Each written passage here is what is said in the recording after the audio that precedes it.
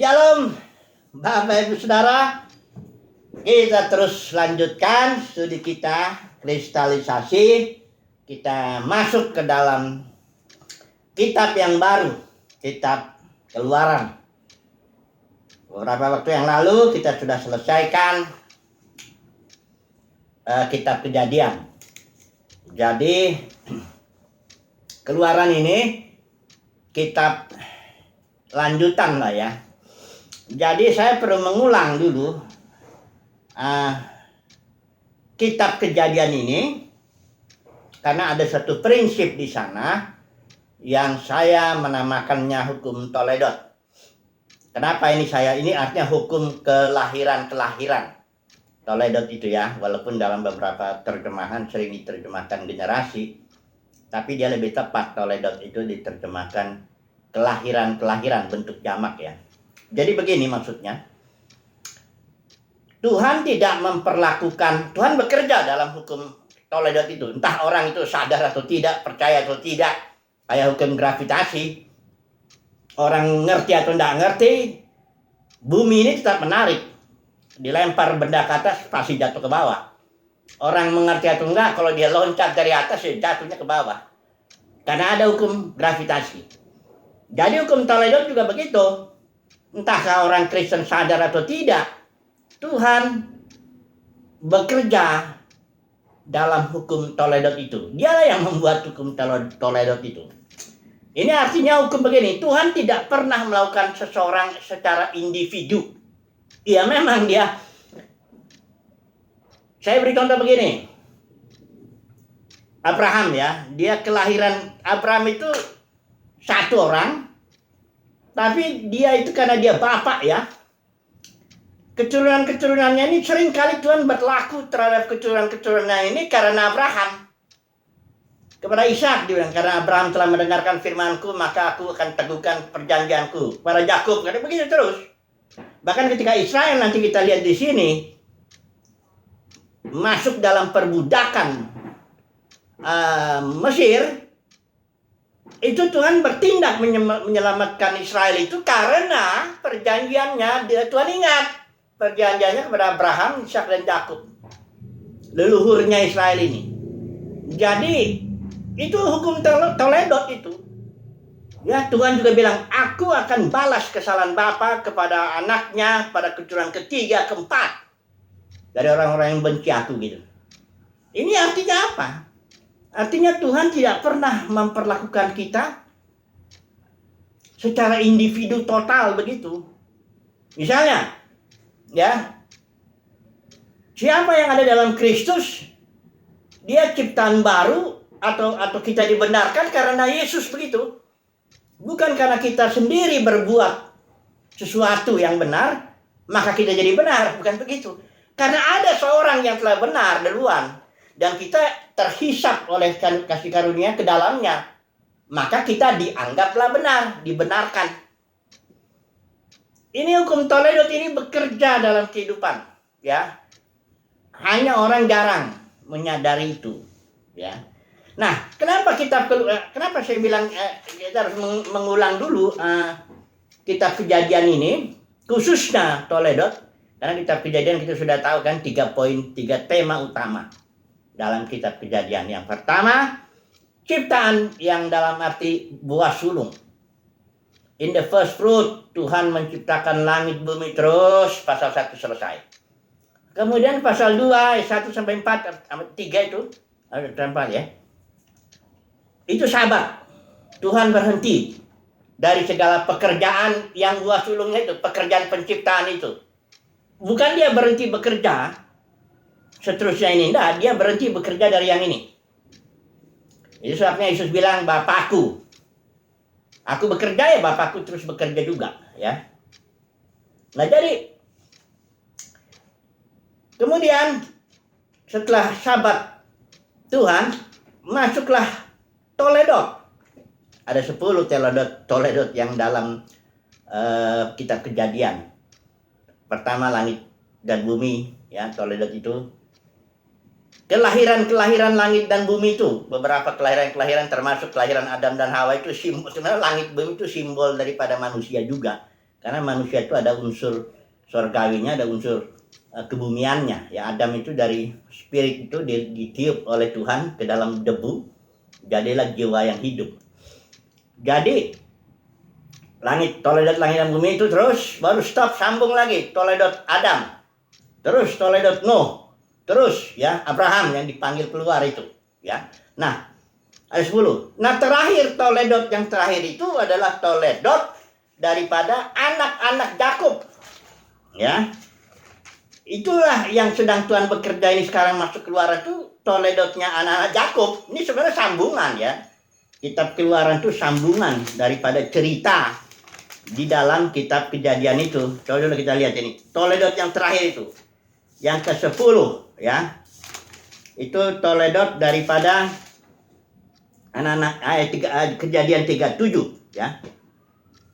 Dikatakan di situ, inilah, ini terjemahan bahasa Indonesia, riwayat keturunan. Sebenarnya inilah the birth, kelahiran daripada keturunan Yakub itu. Mulailah cerita keturunan Yakub, yang paling banyak ini cerita tentang Yusuf. Karena Yusuf itu ditetapkan untuk memberikan makan kepada bangsa yang besar nantinya di Mesir. Ya. Nah ini sambungannya ini. Israel ya, ada seorang raja bangkit, nggak kenal Yusuf, akhirnya menindas Israel. Ini ceritanya nih, sambungan daripada Toledot yang ke-10 itu, Toledot anak-anak Yakub, keturunan Yakub. Ya. Ingat ya, Tuhan bekerja di dalam Toledot itu dengan satu maksud. Ini kan dengan memilih Abraham itu supaya semua ciptaan itu yang sudah jatuh itu masuk ke dalam sabatnya Elohim. Masuk ke dalam perhentiannya Elohim. Maka itulah dia ciptaan baru. Bagaimana caranya? Supaya seluruh ciptaan Toledot ini masuk ke dalam sabatnya Elohim. Bagaimana? Ya itu caranya Tuhan panggil Abraham dulu. Ya, dan melalui Abraham nanti ada Mesias, dan melalui keturunannya seluruh kaum di muka bumi akan mendapat berkat dalam arti masuk ke dalam istirahatnya Elohim, sabatnya Elohim. Ya, jadi itulah dia, itulah ceritanya kehidupan itu. Dahsyat ini kalau kita mengetahui ini ya. Cerita kehidupan ini kehidupan ini bukan sesuatu yang nggak pasti, nggak jelas dari mana dan kemana ciptaan ini akan datang, dari mana ciptaan berasal dan kemana ciptaan itu datang kembali nanti. Enggak, sangat ada kepastian. Ciptaan itu, in the first fruit, buah sulung, itu berasal dari dia. Bahan dasarnya itu Elohim. Ciptaan itu yang kelihatan itu berasal dari yang tidak kelihatan, sesuai dengan Ibrani 11 ayat 3. Jangan kutip Roma 4, karena Roma 4 itu istilah Yunaninya kaleo, itu memanggil, bukan mencipta itu. Lain itu. Di Ibrani 11 ayat 3, itulah baru ciptaan.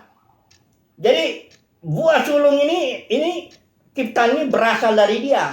Kemudian Tuhan istirahat dari pekerjaan penciptaan yang buah sulung ini. Kemudian Tuhan bekerja lagi melalui Toledot untuk membawa seluruh ciptaan masuk ke dalam sabatnya Elohim. Itulah dia ciptaan baru. Ya. Dengan cara memanggil ada Abraham ya, akhirnya Kristus ya. Barang siapa yang ada dalam Kristus adalah dia menjadi ciptaan baru, terus Kristus akan menjadi semua di dalam semua. Nah ini dia ceritanya. Jadi sekarang kita belajar kitab Keluaran ini, belajar Toledotnya anak-anak Yakub. Ingat ya, selalu kalau belajar anak-anak Yakub itu, ini nggak terlepas. Tuhan tidak bertindak atas Israel di Mesir semata-mata karena orang Israel ada di Mesir. Nah, dia bertindak karena orang Israel ini keturunan Abraham, dan Tuhan sudah bertindak dengan Abraham itu. Sudah mengadakan perjanjian dengan Abraham itu. Makanya dia ingat, kalau dia lihat Israel begini, oh dia mengingat perjanjiannya kepada Abraham, Ishak, Yakub. Maka dia melakukan tindakan. Oke, kita masuk dulu sekarang kitab Keluaran. Saya harap itu kita tahu sambungan ceritanya ini ya, antara kitab Kejadian dan Keluaran ya. Nah, sekarang kita langsung aja masuk. Ini kitab Keluaran ini sebenarnya judulnya yang paling enak itu kalau di Alkitab Ibrani itu ya ayat pasal 1 ayat 1 yang kalimat pertamanya itu. Ya. Ini selalu saya lihat ya, sini ya. Karena ini kalimat nanti kita menganalisisnya kitab itu berdasarkan itu. Ya. Kalau ini kan judul bahasa Indonesia kitab Keluaran Exodus itu. Jadi seolah ini kitab berbicara tentang Israel keluar dari Mesir. Bukan itu. Bukan itu. Ya memang dia menceritakan Israel keluar dari Mesir, tapi bukan itu ceritanya yang inti dari kitab ini. Ini cerita tentang dulu ya. Saya baca dulu yang bahasa Ibraninya ya, kitab Ibraninya ini ya. Yang ini dulu. Keluaran dulu ya. Pasal 1 dulu, ayat 1. Nah, kita lihat. Ini istilah Ibrani, ungkapan ini kan baca, ini saya pakai ILT ya. Ini, dan inilah nama anak-anak Israel. Ungkapan bahasa Ibraninya gini, We'eleh Shemot. We'eleh Shemot itu artinya now, sekarang, these are the names. Saat ini, inilah dia nama-nama orang Israel yang di Mesir itu, ya, yang datang ke Mesir katanya. Jadi kitab ini bukan hanya menceritakan Israel keluar dari Mesir, tapi kitab ini menceritakan keturunan Yakub itu. Apa cerita tentang keturunan Yakub itu? Ya memang ceritanya, saya selalu prinsip trilogi. Dipilah inilah yang 40 pasal kitab Keluarannya menjadi trilogi, tiga bagian. Yang pertama, cerita Israel itu keluar dari Mesir dan menuju Sinai untuk mengadakan perjanjian, Tuhan membuat perjanjian kepada anak-anak Yakub. Karena kepada Abraham, Ishak, Yakub sudah, ya Tuhan meneguhkan lah ya. Ini perjanjian juga nggak lepas dari yang ini, ya. Nanti kita lihat isi perjanjiannya apa. Kemudian yang kedua. Nah ini pasal yang kedua itu yang dari pasal 19 ke 31 itu Israel lagi di Sinai.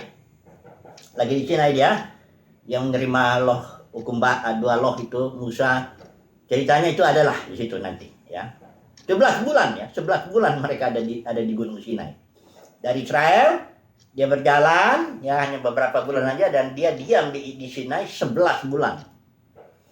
Kemudian dari situ ada satu kejadian yang terjadi atas anak-anak Yakub ini, yaitu pemberontakan mereka bikin berhala itu. Kalau kita lihat di pasal 32 sampai nanti 40. Jadi tiga kejadian yang terjadi kepada orang Israel itu yang menjadi intinya surat ini, Keluaran. Jadi kita bilangnya Keluaran, tapi justru jangan berpikir nanti ceritanya cuma Israel keluar dari Mesir, karena Israel keluar dari Mesir hanya berapa pasal itu, hanya 10 pasal itu. Ya, Israel ada mujizat itu, Firaun habis itu. Nah, sampai pasal 8 ya. Saya suruh surah belalang, pasal 11 surah ke-10. Dan itu pasal 12 sudah keluar dia, Israel perayaan Paskah sudah keluar. Jadi Keluaran tuh kurang cocok judulnya buku itu. Harusnya ini sesuai dengan istilah Ibrani ini. Now these are the names atau We'eleh Shemot. Inilah nama-nama Israel yang datang ke Mesir. Jadi yang difokuskan adalah cerita tentang anak-anak Israel, anak-anak keturunan Yakub itu yang datang ke Mesir. Ceritanya yang pertama Israel keluar dari Mesir sampai ke Sinai mengadakan perjanjian di situ. Yang kedua, ini dia terjadi dari ini perjalanannya dari Israel ke sini, satu bagian pasal 1 sampai 18. Pasal 19 sampai pasal 31 itu Israel di Sinai. Kemudian yang ketiga, ini dia terjadi pelanggaran di pasal 32 itu sampai 40 nanti ada efeknya. Karena kita lihat kemah pertemuan itu tadinya ada di tengah-tengah Israel, tapi sekarang ada di luar ya. Siapa orang yang mau datang kepada Tuhan mesti keluar dari perkemahan, karena perkemahan itu sudah dikemarkan oleh berhala itu. Nanti kita lihat ya. Nah, jadi kita hari ini tidak akan masuk dulu ke terlalu detail ya. Kita lihat dulu lah seluruh kitab ini. Ceritanya ada 3 ya. Jadi pasal 1 sampai pasal 18 ini bicara perjalanan. Perjalanan ya, Israel dari Mesir ke Sinai. Cerita tentang perjalanan itu. Kedua, pasal 19 sampai 31 ini cerita tentang Israel yang berdiam di Gunung Sinai. Total bisa 11 bulan kurang lebih. Kemudian yang ketiga, cerita tentang pelanggaran Israel di Gunung Sinai itu. Jadi ceritanya begini, masih sudah mengadakan perjanjian gitu, orang umat Israel melihat Elohim dan sebagainya. Kemudian Musa naik ke atas gunung untuk menerima 2 loh batu itu, loh perjanjian. 40 hari Musa di sana, tidak makan, tidak minum. Nah, Israel nunggu di sini dengan Harun. Kok kelamaan ini, gimana nih? Nah, mereka minta bikin anak lembu emas ya, untuk memimpin mereka ya. Karena nggak pasti nih, kata Musa yang mimpin ini kemana nih, udah 40 hari mereka tunggu begitu ya. Nah, oke, kita akan melihat ini banyak juga tema-tema yang bisa kita angkatkan ini. Hari ini kita coba lihat pelanggaran dulu lah ya, karena ini mengerikan juga ya. Baru aja kejadian mujizat ya di Mesir, mujizat luar biasa, ada 10 mujizat itu sampai yang terakhir anak sulung mati itu. Di dalam perjalanan juga ada yang paling ngeri juga itu, dahsyat juga itu yang Firaun ngejar itu 600 orang pasukan itu, laut Teberau terbelah, Israel lewat, Mesir masuk, tutup itu dengan itu luar biasa itu ya. Kemudian banyak mujizat air jadi mana ya, kasih mana, makanan roti itu, kemudian air dan sebagainya. Di Gunung Sinai juga terjadi mujizat luar biasa, Tuhan turun ke atas Gunung Sinai itu dalam bentuk yang manifestasinya api, terus suara sangkakala yang bahkan Tuhan berbicara dari atas gunung itu. Waduh, mujizat luar biasa itu. Malah tidak pernah lah ada kejadian dalam sejarah manusia itu yang seperti itu. Seorang katakanlah Elohim itu turun walaupun dalam bentuk ya bukan tidak kelihatan begitu. Nggak pernah ada. Kemudian 40 hari Musa mau naik ke atas sendiri, yang lainnya tunggu dulu sini dengan Harun. Disitulah terjadi ya pelanggaran, membuat anak lembu emas. Coba dulu kita lihat ya. Ini nanti kita lihat sejauh mana kita bisa masuk kepada poin pelanggaran Israel ini ya. Tapi kita tentu cepat kita nanti mengaplikasikannya. Karena dunia kekristenan juga ada berhalanya juga. Kan dunia kekristenan sudah jatuh juga. Gereja itu sudah jatuh menjadi ribuan denominasi. Apa itu? Karena apa? Ada berhalanya. Berhalanya itu pengajaran Jebel, Biliam, Nikolaus yang sudah dibenarkan dalam dunia kekristenan itu. Mari kita melihat dulu ini ya. Anak lembu emas. Ya, judulnya aja udah ngeri ya. Anak lembu emas. Nah, ini bagaimana ceritanya. Dan tentu tidak mungkin kita baca semua dulu. Tapi kira-kira begini. Ayat 1. Ketika bangsa itu melihat bahwa Musa mengundur-undurkan turun dari gunung itu, maka berkumpullah mereka mengerumuni Harun dan berkata kepadanya, "Mari, buatlah untuk kami Allah yang akan berjalan di depan kami. Sebab Musa ini orang yang telah memimpin kami keluar dari tanah Mesir. Kami tidak tahu apa yang telah terjadi dengan dia." Nah, barulah Harun ngasih respon. Ya udah, tanggalkan anting-anting emas apa semuanya, kita bikin anak lembu emas ini. Harun ini juga sebenarnya Tuhan murka juga dengan Harun ini. hampir juga mau dibinasakan karena akibat perbuatan ini sebenarnya Tuhan mau binasakan itu keturunan Yakub itu, dan Tuhan mau bangun lagi suatu bangsa yang kuat lewat Musa. Bayangkan, ini keputusan itu sudah ngeri banget itu. Makanya Musa berusaha melunakkan hati Tuhan supaya jangan terjadi begitu. Ya, ini makanya Musa ini pemimpin besar Israel, tidak ada saingannya itu. Ya, perhatikan ini ayat 10 ya. Ini keputusan Tuhan ya, dan Musa bisa merubah keputusan itu. Hebat juga ya. Ini ayat 10.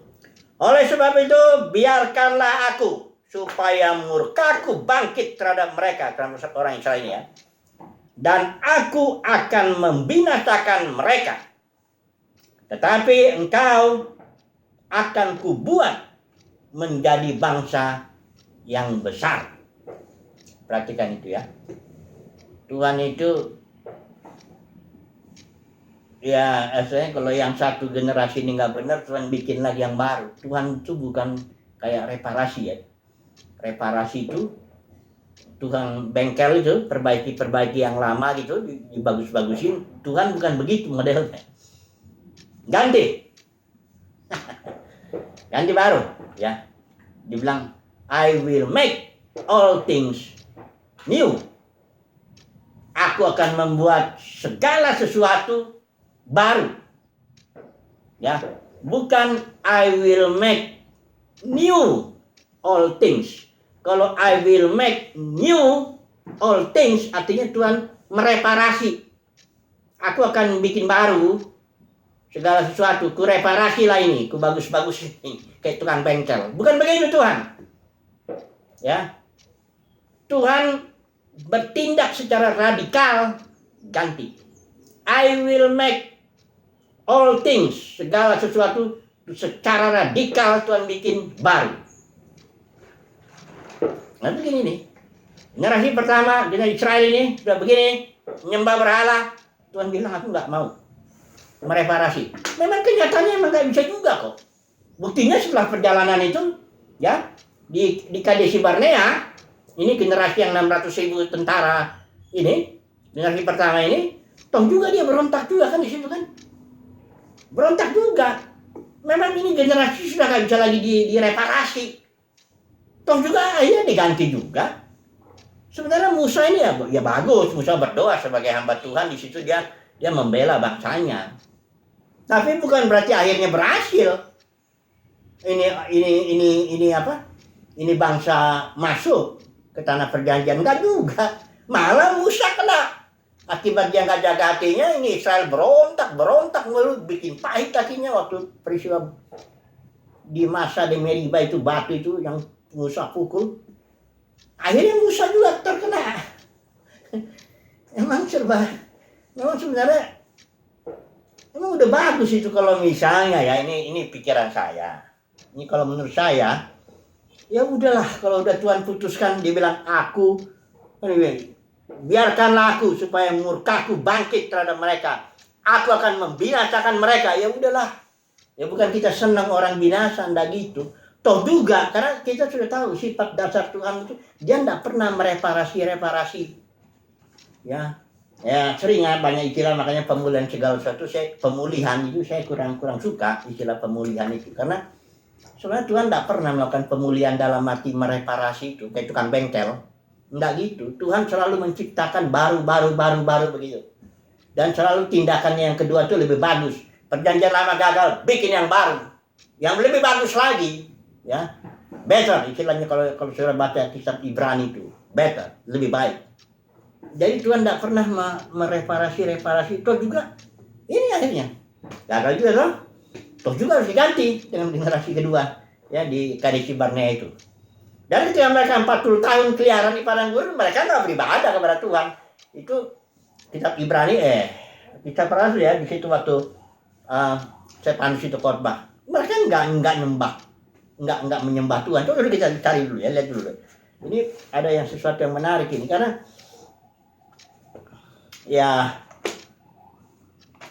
baguslah berdoa supaya dipulihkan dalam arti seperti reparasi gitu. Tapi kita harus tahu juga prinsip kerja Tuhan. Kalau satu generasi gagal, Tuhan bangun yang baru. Ya.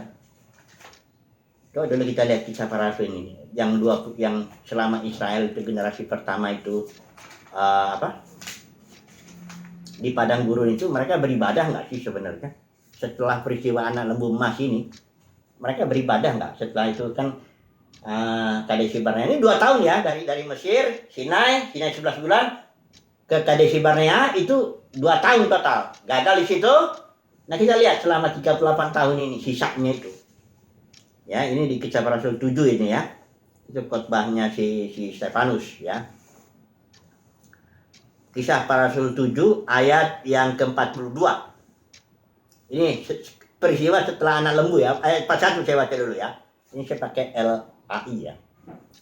Lalu pada waktu itu mereka membuat sebuah anak lembu dan mempersembahkan persembahan kepada berhala itu, dan mereka bersuka cita tentang apa yang dibuat sendiri oleh mereka. Ayat 42, maka berpalinglah Allah dari mereka dan membiarkan mereka beribadah kepada bala tentara langit. Seperti yang tertulis dalam kitab Nabi-Nabi, apakah kamu mempersembahkan kepadaku korban sembelihan dan persembahan selama 40 tahun di padang gurun itu, hai kaum Israel. Tuhan bilang begini, tidak pernah. Malahan kamu mengusung kemah Molok dan bintang dewa Refan.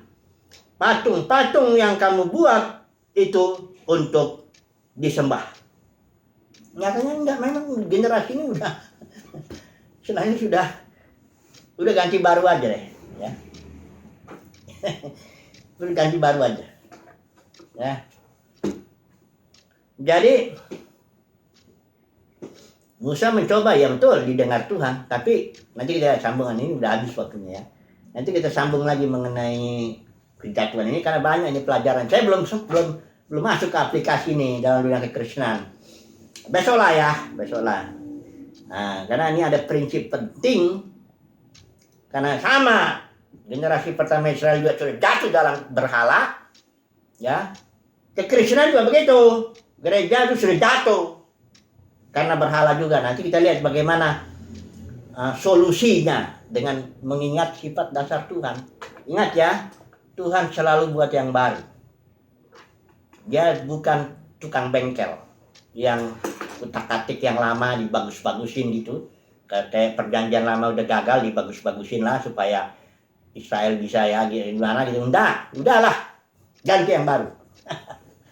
Haleluya, amin.